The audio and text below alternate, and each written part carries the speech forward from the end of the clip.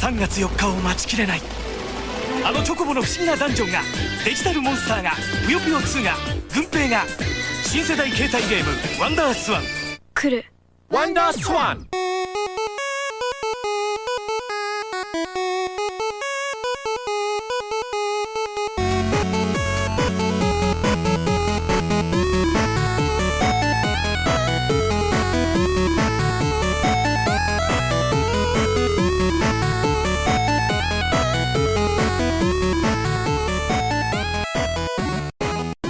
Hey there, everybody. Welcome to another episode of Classic Gaming Brothers.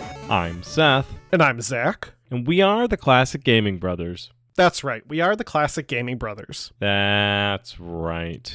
That's right. How have you been today? I'm doing well. You doing okay? Yeah, I think so. Well, that's good. I'm glad. Thank you. I'm glad too. It's almost spooky season. It is spooky season. From October 1st until October 31st is spooky season. It is spooky season. Are you excited about spooky season? I'm always excited about spooky season. And soon it's going to be Extra Life, where we may do something. Yeah, we may in fact do something for Extra Life. Yeah, maybe we'll play spooky games during Extra Life. That could be fun. Remember that one Extra Life? That was real fun, where we played Phasmophobia for the first time? And I had to go into the other room because otherwise it wouldn't have been as spooky. Yeah, that was pretty fun. And then that other year that we just played Journeyman. I mean, that's the best way to do Extra Life, right? Is just do Journeyman for a few hours. Sean always likes to remind me of him tuning in at like 4 a.m. and us going through the maze and just hearing us go left, north, right, left, forward. Because we got so lost from sleep exhaustion that we had to turn to a guide. I mean, to be fair, we're kind of dumb, so we would have turned to a guide anyway. To be fair, I think we turned to a guide back when we were playing it as kids. See my original point about being dumb?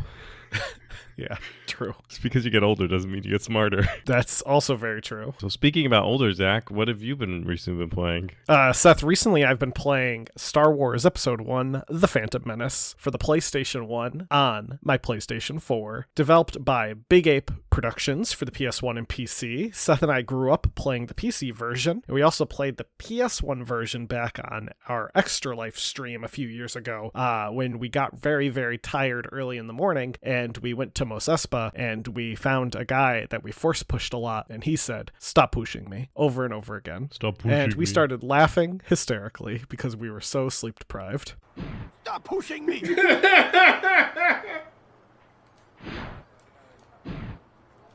Stop pushing me. Stop pushing me. Stop pushing me. Stop pushing me.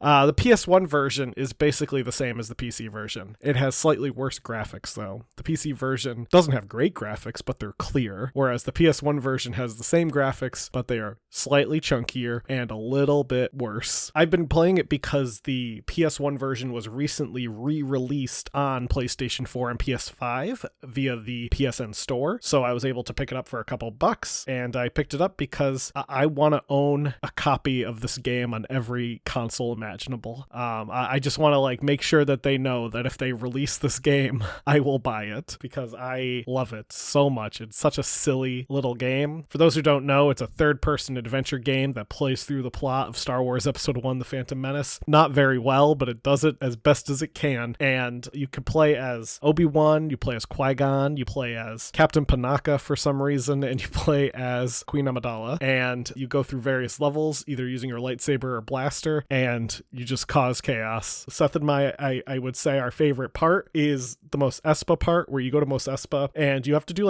fetch quests as Qui-Gon, where you basically are trying to get parts for Anakin's pod, and he's like, I'm trying to get this part. So you go to one guy and he's like, yeah, I got that part, but I need this part. So you go to another guy and he's like, yeah, I got that thing, but you need to get me this thing. So you're just doing a fetch quest system to just bring Anakin what he needs. And also that whole section is just a little bit open world, so you get to explore Mos Espa and talk to random people, and there's some funny things that can happen. For example, you can decide that you want to kill all the NPCs, in which case Anakin won't talk to you because you're a killer. Also, you'll be chased by guards, and Padme will be like, Qui-Gon, there's an insane killer running around the city killing everybody, and you're like, it wasn't me. But yeah, it's a silly game. I love it, and I really hope the PC version is re-released someday, because the PC version is very nostalgic for me, and getting it to work on modern systems systems is a pain in the butt. You have to download a special patched exe, and the resolutions don't always behave. Sometimes it just won't work. It's a bit of a finicky game, so it'd be nice if someone like GOG were to pick it up and do like a dedicated release of it. But yeah, that's Star Wars Episode 1, The Phantom Menace. I've been playing it and I've been loving it. Seth, what about you? What have you been playing? So recently I've been playing Crusader Kings 3 Roads to Power, which is an expansion pack that was recently released back in September of 2024. It takes place in a couple of different new governing systems. They offer 2 new governing systems, which is unique because previous expansions haven't done that. And Crusader Kings 3 has been out for a little while now. One of the new governing systems is the governor role, where you play as a governor as part of the Byzantine Empire, and you are able to, instead of like directly telling people to do something, you have to like influence them and persuade them to do something, because you're an administrative government and you're not actually like the noble by birthright. So you're like a governor, and you have a like this emperor role that's an administrative emperor that's above you, and then you have like vassals below you, and you have to kind of convince people to do things. And I was playing a governor who was very good at his governing job, and everyone was like, "You should probably be the next guy in charge." And I was like, "Yeah, I probably should be the next guy in charge." And then they eventually were like, "You're gonna be the regent. So like, if the king gets sick, then you'll be the king. If something happens to the king, you'll be there. And if he's not there, you'll be in charge." And I was like, "Okay, that makes sense," because everyone thinks that I should be the next king. And then my character went to a party or a wedding or something, and the king came and he died. Possibly because of me. Possibly not. But then, because I was next in line, I became king. Because everyone said I would make a good king. So then I was like, excellent. Now I'm in charge. And it's traditional Crusader Kings fun activities. They also added a landless class, so now you can play just a vagabond who wanders the lands, just doing whatever they wish. They are nobles, but they have tents, and they could eventually try to earn their way into like getting land, like, and become a landed noble. But they're just unlanded nobles. And I was playing a Scot who was out in the middle of Poland, because that's where he was land. Like, he was like this gigantic Scot, and he was out around Hungary, and I decided that he was just going to be kind of a jerk, and I just took contracts of either guarding people or beating people up.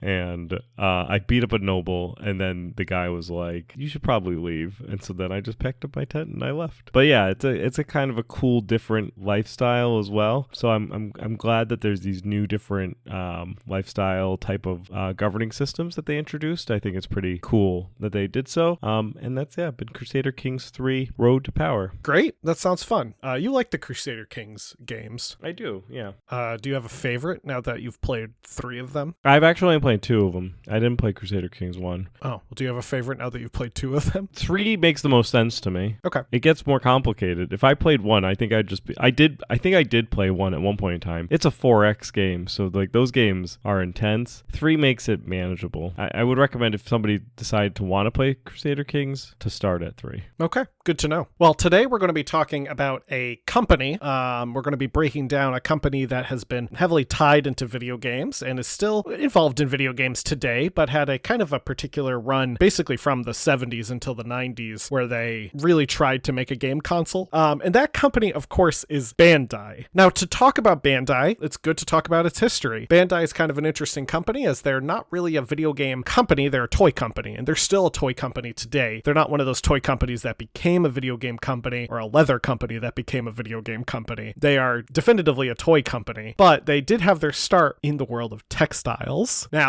the year was 1947, and Naoharu Yamashina was looking for work in post-war Japan. Blinded in one eye from grenade shrapnel that he took during the war, Yamashina began to work in the world of textile wholesale. Yamashina came from a business background prior to the war. He studied business in high school, and he was the son of the owner of a rice retail business. Despite his background in business, he did struggle making money. The textile business, which was owned by his brother-in-law, was majorly impacted due to the post-war post-war economy. Yamashina's neighbor noticed that he was struggling to make money and suggested that Yamashina may want to look into the growing world of the toy industry, as it was booming and was becoming a big success. You see, in the late 1940s, Japanese toy companies had begun making tin toys and wind-up figures, largely thanks to the excess of metal that was previously used for the war effort. So companies that would use metal to make bullets now could no longer make bullets, so that metal had to go somewhere, and it went to toys. With new export rules put in place by the American occupational government, these toys were able to hit the American market and became successes for these companies. So Yamashina and his wife traveled to Tokyo, and they invested the small amount of money that they had to start a toy distribution division of the textile business. In 1950, Yamashina would take full control of the toy division, and he spun it off into his own company called Bandai Ya, a name that came from a Chinese phrase, which in Japanese is read as Bandai Fuyuki, translating to things that are eternal. Bandai Ya would distribute imported dolls, metal toys, and rubber swimming rings. They also would go on to release their first original product, a beach ball that had a bell inside called the Rhythm Ball. The Rhythm Ball sounds very fun, but it had a lot of issues, primarily because when you put something metal inside of something rubber, it's kind of a recipe for disaster. But Bandai Ya would continue to improve the quality of their toys, and soon their original toys would be exported from Japan to the United States, and would be along the line of some of the early toys that were part of the Made in Japan movement. As money rolled in, Bandai Ya began to expand, constructing new warehouses and research and development facilities. Now, by 1955, they implemented the first quality assurance system in the toy industry, and in 1961, Bandai Ya was renamed to Bandai, and had also established their first overseas facility, including a supply office in New York. Bandai's toys sold well, but their first major success came from when they began to work on a line of toys for the anime Astro Boy. Soon, they also were able to get the license for Ultraman. Both of these major licenses gave them household status, since the anime was pretty much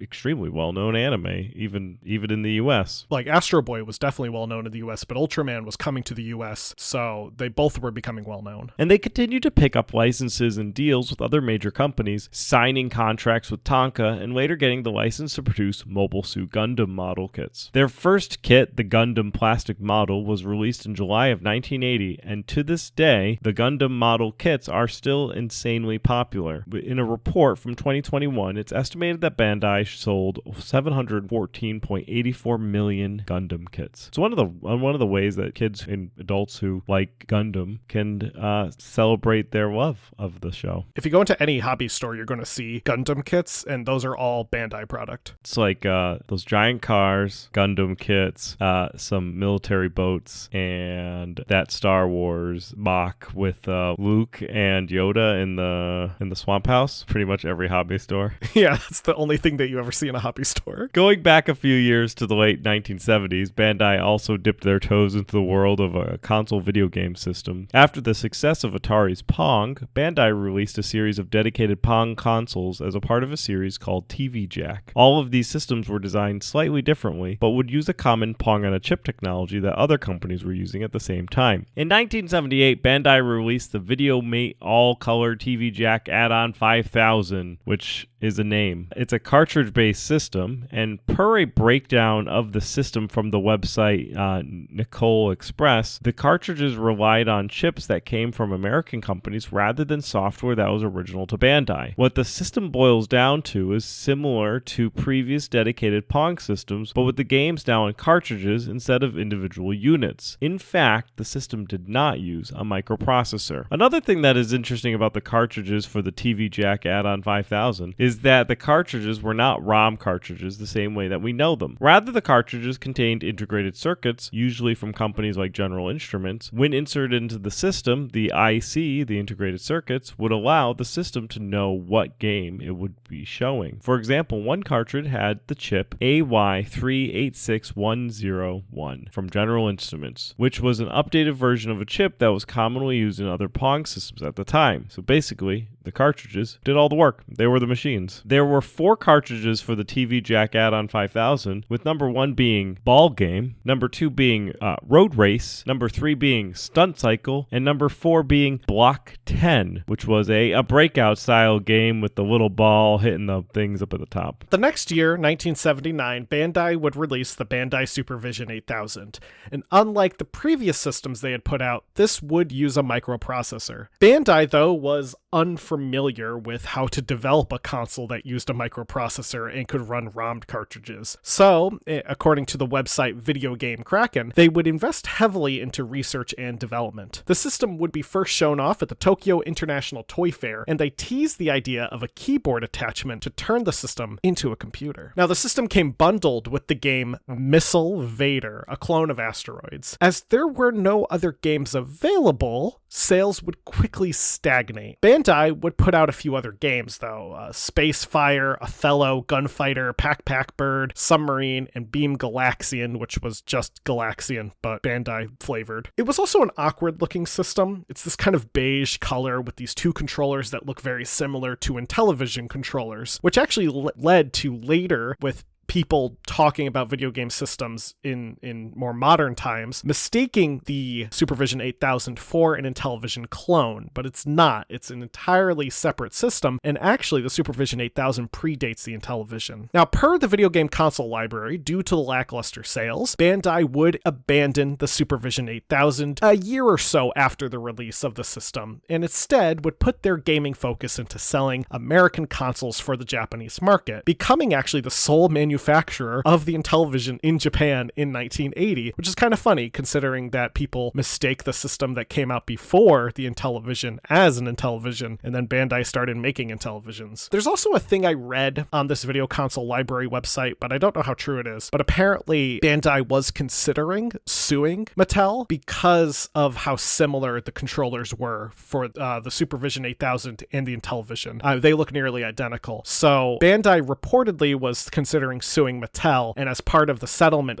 instead of going through a lawsuit, Mattel basically said, hey, why don't you just control the distribution of the Intellivision in Japan? And Bandai was like, yeah, good deal. In 1982, Bandai would begin to distribute a rebranded version of the Emerson Arcadia 2001, which is a very obscure system that we could probably do an episode on someday, and they branded it as the Bandai Arcadia. However, they would actually release 4 original exclusive games for their branded version. These games would be Doraemon, Dr. Slump, Mobile Suit Gundam, and a game that has an amazing name, Super Dimension Fortress Macross. Now, in 1985, Bandai became the first third-party developer for Nintendo Famicom. They would release games like Athletic World, Tag Team Match Muscle, and of course, Stadium Events, which I think we've talked about at one point in time. During our Olympics episode, and they used the family trainer pad, and it would later go on to become world-class track meet, and the trainer pad would become the power pad. Now, throughout the later part of the 1980s and into the 1990s, Bandai was involved in various licenses for popular IPs like Ultraman, Kamen Rider, Gundam, Super Sentai, and the American version of the Super Sentai series, Power Rangers. In fact, they didn't just hold the license for these, they often helped produce the shows themselves. In 1994, Bandai attempted to create their own game system again. They released the Playdia, a CD-ROM-based system that had a wireless controller. The Playdia was not really intended to compete with other major consoles, rather it was specifically designed to target a younger audience and also to work as a multimedia home system. The Playdia would feature games that had full motion videos. Thanks to the CD-based hardware, a lot of game software would be licensed from anime like Sailor Moon, Dragon Ball Z, Hello Kitty, SD Gundam, or shows like Kamen Rider and the Super Sentai series. The Playdia had only one game developer, Bandai. Due to the lack of third parties, the system didn't really have a ton of games. Only 33 games were released from 1994 to when the system would discontinued in 1996. Do you know it's a full motion video that they should have released on the Playdia? What? Silent Steel. Oh, that'd be so good.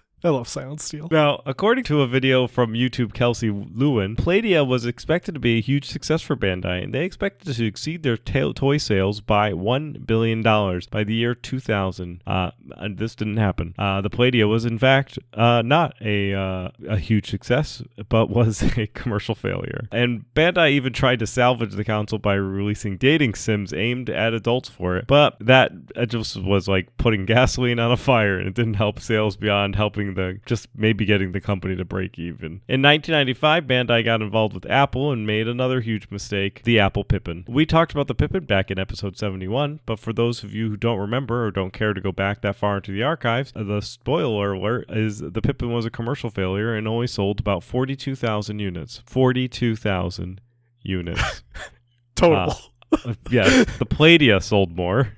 It didn't hit their budget, but it still sold more. The Pippin sold much less. Bandai began to suffer due to the failure of the Pippin because they just released one commercial failure after another commercial failure. And the thing about commercial failures is that they don't pay for the cost that you put into them. In all fairness, Bandai did hit it out of the park the next year, 1996, because they would release something that I say fundamentally changed the world, Tamagotchi. We could probably do an entire episode on Tamagotchi, but for those who have never seen one before because you lived under a rock in the 90s or you're a child, Tamagotchis are small pocket watch-sized devices that house digital pets. It's the job of the owner of the Tamagotchi to feed and care for their pet or it dies. So you have to keep it warm, you have to make sure it's fed, you have to give it water. You do everything that you'd expect to do for a living animal, except it's not alive because it is, in fact, a digital pet. Bandai initially targeted girls for the marketing of their Tamagotchi, and they would actually create a masculine version of the Tamagotchi called the Digital Monster. The Digital Monster was very similar to the Tamagotchi, but this time you could fight other pets. So what's cool with the Tamagotchi is that you can actually have your Tamagotchi meet other Tamagotchis, right? There was a way that you could connect to other nearby Tamagotchis in one of the releases, and they could visit each other. The Digital Monster could fight the other Tamagotchis, or rather the other digital monsters. By October of 1997, Bandai sold 13 million Tamagotchis. The next year, this rose to 40 million worldwide. The Digital Monster also sold pretty well, with 14 million sold worldwide after its release in 1997. The Digital Monster also spun off into its own franchise, Digimon, which consisted of manga, video games, trading cards, toys, and of course the anime that had an amazing theme song, and our sister loved it when we were growing up. That's right. Digimon, digital monsters, Digimon are the champions.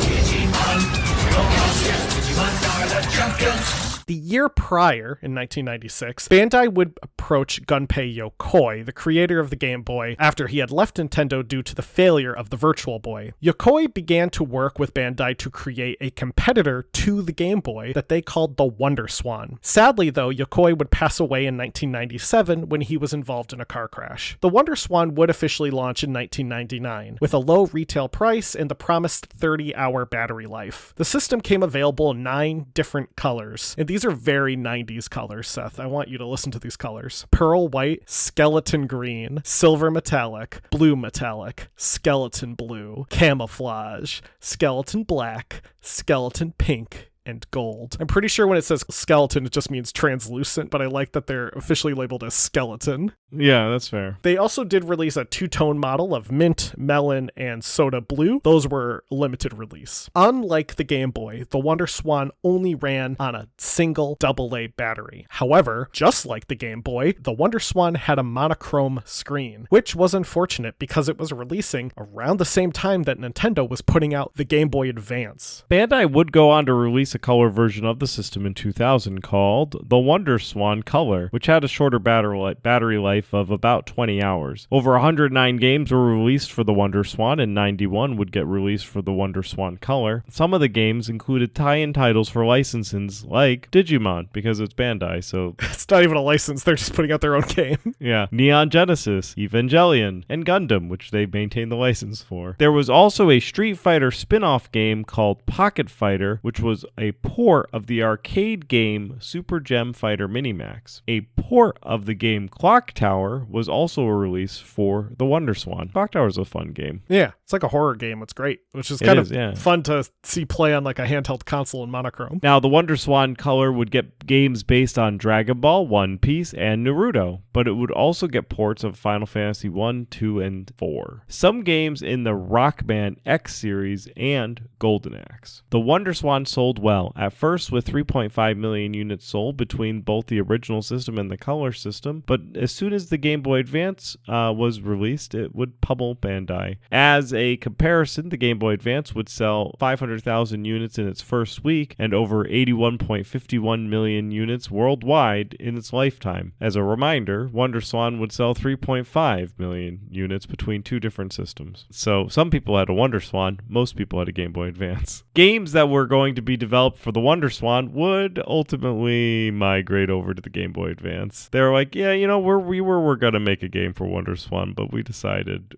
no. In fact, we were going to go to Nintendo. In 2005, Bandai would go on to merge with Namco and become Bandai Namco Holdings. And they're still involved with video games, but are primarily a game developer and publisher. They are also still involved in toy production, anime, and film production, music video production, and amusement parks. Bandai Namco is one of those large conglomerate companies that do a lot of things everywhere and still make money, even if on things that they fail at. Oh, yeah.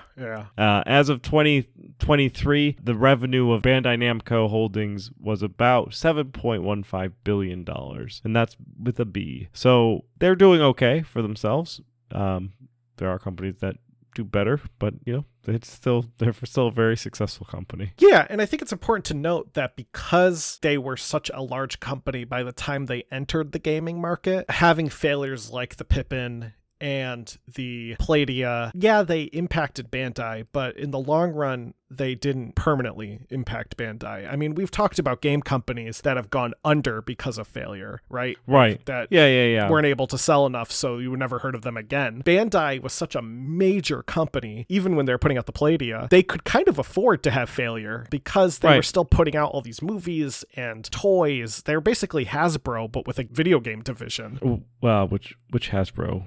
Does Hasbro have a video game division? They have had a video game division in the past, and I believe they do have a video game division currently. At least one.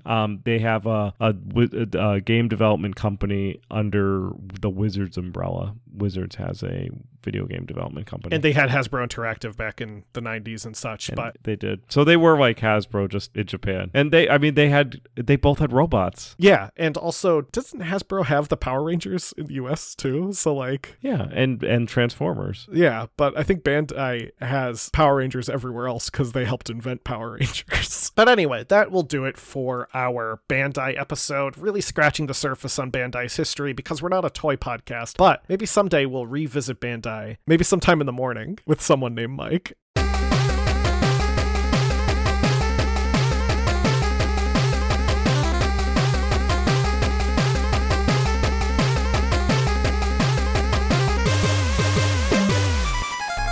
Yeah, we should set up a list of episodes that we wanted to record with Mike, and then over the next 30 years, we can record like 3 of them. That'd be great. We'll have an episode every 10 years. Every 10 years, Mornings with Mike will come out. Takes me about that long to edit one of those episodes, so that's fine. But yeah, that covers Bandai. They're a massive company. Obviously, we can't talk about their entire history because that's not necessarily what we talk about, but also, I thought this would be a good way to talk about the Playdia and the WonderSwan and some of the odder bits of Bandai history, because I originally had written this episode to just be about the Playdia and the WonderSwan, and then I was like, oh, but I have to talk about the Bandai Arcadia. And then I was like, oh, but there's this whole thing called the TV Jack, which I've never heard about before. And I was like, this is just going to be a Bandai episode because we gotta mix it all in, because when are we going to get to talk about the TV Jack? But I think it's interesting, though, to see a company that came from such humble beginnings to be this mega conglomerate that's still around today and still heavily in the video game scene. I mean, they like Dark Souls is a Bandai Namco product, so they're definitely around. Now, to get into our retro rewind, I'll go first. Seth had me play Toddlers,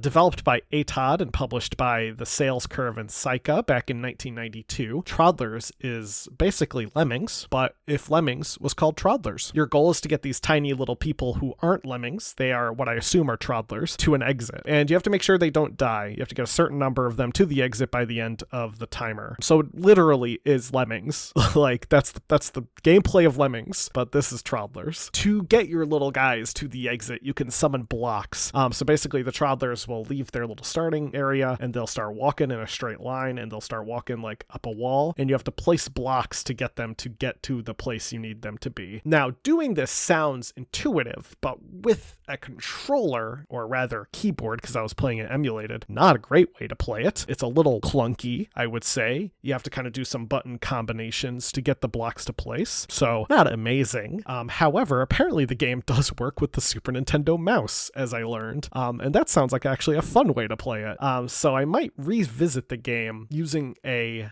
emulator that can support the mouse and play it via mouse and see if that's different. Because playing it without the mouse, I did have a bit of trouble coordinating my blocks. Overall, though, it's hard to say whether or not the game holds up because it's literally Lemmings. I mean, if you want to play Lemmings, just play Lemmings. It's the obviously more superior game. But I guess Travelers does kind of hold up in that regard. Next week, Seth, you can play Lemmings for the Sega Master System. Oh, thanks. Zach had me play Realm of the Paladin for MS-DOS, which was released in 1995 by Cavalier Software. Realm of the Paladin is an RPG game where you play as a generic hero who has to go kill some generic villain. The game has EGA graphics, which would be okay if it wasn't released in 1995. Yeah, when that's really gross. When SVGA was already hitting the market, meaning VGA was already out for 4 years. So they developed a game and released it essentially with 2 graphical generations behind. So it feels a little scratchy and a little like blinking. So for our listeners, other games that came out at this time were Descent, Doom 2, Warcraft Orcs and Humans. Like, these are games that have much better graphics quality than EGA. Right.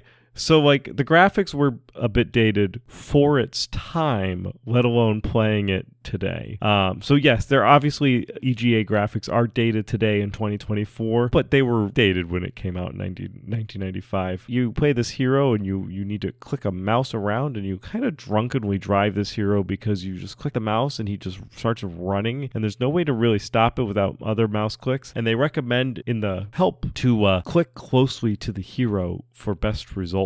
There's also like people around, but I didn't figure out how to talk to them. I could just look at them. So I just left the town and then there was some bats and I ran into a bat and the bat disappeared and I thought I ate the bat. I didn't know what was going on, but then I realized I was in like a turn-based combat with the bat. And so then I stabbed it a bunch of times and I beat the game. I beat the bat. I didn't beat the game. That's for sure. But the thing that bothered me, well, it didn't bother me, but like you go to different areas and then when you come back, all the bats respawned and it's just frustrating because there's nothing else on the map and it's just an empty game. It's just a bleak kind of game from the time that I played it. I don't think it holds up. Zach, next week you could play Rogue for MS-DOS. Okay, I will. Well, everyone, thank you for listening. If you have any thoughts about Bandai, if you have any memories of Bandai, if you own a Wonder Swan or Palladium and have played them before, let us know. You can do so by emailing us at classicgamingbrothers@gmail.com. We are available on Facebook and Instagram and Threads as Classic Gaming Brothers and X and Blue Sky as CG Brothers Pod. We're available on YouTube as Classic Gaming Brothers, and of course we're available on our website, classicgamingbrothers.com. If you want to tell your friends to listen to us, which I don't blame you if you do, and I don't blame you if you don't, but if you want to tell them that you can listen to us, then tell them we're available wherever podcasts can be found, be it iHeartRadio, Podbean, or iTunes. With that, Seth, am I forgetting anything? Don't play games like my brother. And don't play games like my brother. I've been Seth. And I've been Zach. And we've been the Classic Gaming Brothers. That's right. That's right.